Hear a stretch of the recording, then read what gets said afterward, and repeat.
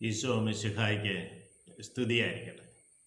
ഈശോ മിശിഹായിൽ സ്നേഹിക്കപ്പെടുന്ന മാതാപിതാക്കളെ, സഹോദരങ്ങളെ, ദൈവത്തിൻ്റെ അനന്തമായ സ്നേഹവും കൃപയും സൗഖ്യവും നമ്മുടെ ജീവിതത്തിൽ വന്ന് നിറയട്ടെ എന്ന് പ്രാർത്ഥിക്കണം.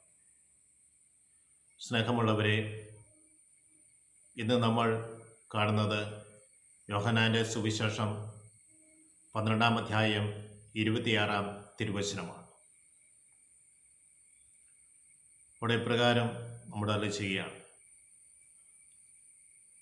എന്നെ ശുശ്രൂഷിക്കുന്നവനെ പിതാവ് ബഹുമാനിക്കും.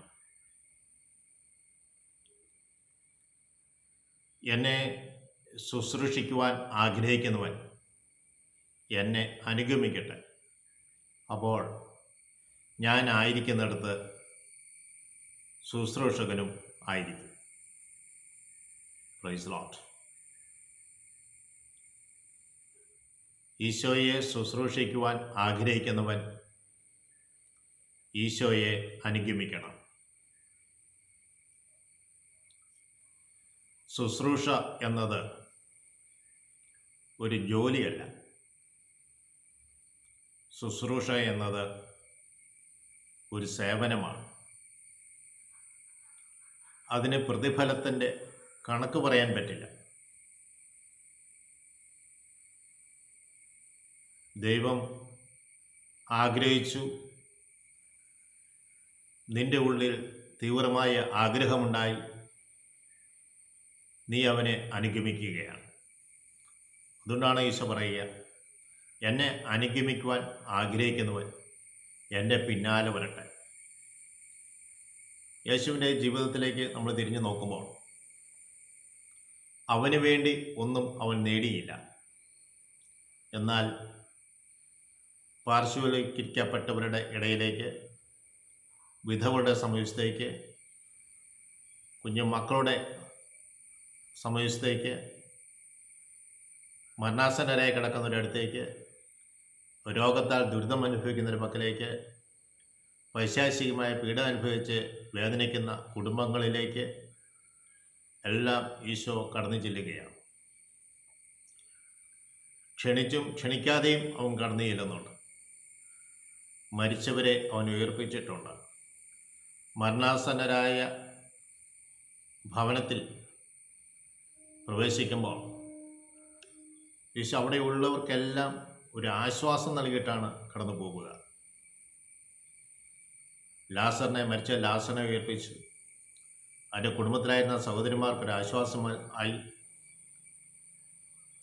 ഈശോയുടെ പ്രവൃത്തി ദൈവമഹത്വത്തിനുള്ള പ്രവൃത്തിയാണെന്ന് ലോകം തിരിച്ചറിഞ്ഞു. അപ്പോൾ ഈശോയെ അനുഗമിക്കുവാൻ ഈശോ നടന്ന വഴിയിലൂടെ സഞ്ചരിക്കുക. ഈശോയുടെ സഞ്ചാര പഥം നമ്മൾക്കറിയാം. ക്ലേശങ്ങൾ നിറഞ്ഞതായിരുന്നു, ദുരിതങ്ങളുണ്ടായിരുന്നു. ഭൗതികമായ നേട്ടത്തേക്കാൾ ഉപരി പിതാവായ ദൈവവുമായുള്ള ബന്ധത്തിലായിരിക്കാനാണ് ഈശോ കൂടുതൽ ശ്രദ്ധിച്ചത്. പ്രാർത്ഥനയ്ക്ക് പ്രമുഖ സ്ഥാനമുണ്ടായിരുന്നു. പ്രാർത്ഥനയിൽ നിന്ന് ലഭിക്കുന്ന ജ്വലനമാണ് തൻ്റെ പ്രവർത്തനങ്ങളായി മാറിയത്. അതുകൊണ്ടാണ് പറഞ്ഞത്, എന്നെ അനുഗമിക്കുവാൻ ആഗ്രഹിക്കുന്നവൻ എൻ്റെ പിന്നാലെ വരട്ടെ. എന്നെ ശുശ്രൂഷിക്കാൻ ആഗ്രഹിക്കുന്നവൻ എന്നെ അനുഗമിക്കട്ടെ.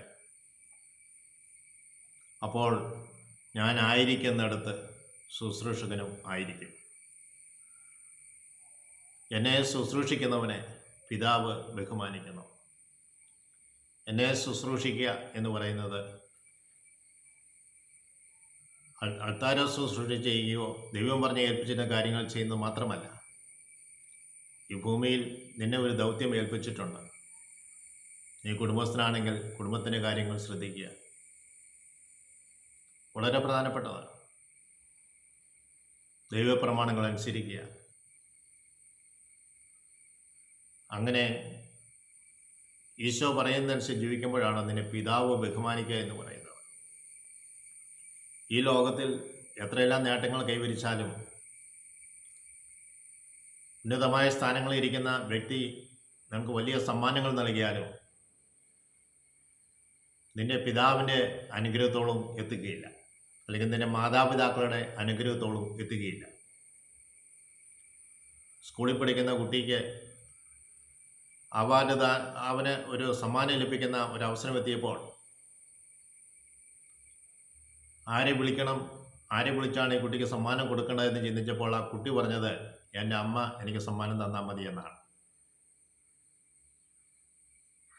അവൻ്റെ ജീവിതത്തിൽ ജീവിച്ചിരിക്കുന്ന അമ്മയാണ് അവനെ സംബന്ധിച്ച് ഏറ്റവും വലുത്. ഒരമ്മയുടെയും അപ്പൻ്റെയും അംഗീകാരം എനിക്ക് ലഭിക്കുന്നുണ്ടെങ്കിൽ നീ മറ്റൊന്നിനെയും ചിന്തിക്കേണ്ട ആവശ്യമില്ല. കാരണം ഭൂമിയിൽ നിനക്ക് നൽകിയിരിക്കുന്ന മാതാപിതാക്കൾ ദൈവത്തിന് തുല്യരാണ്.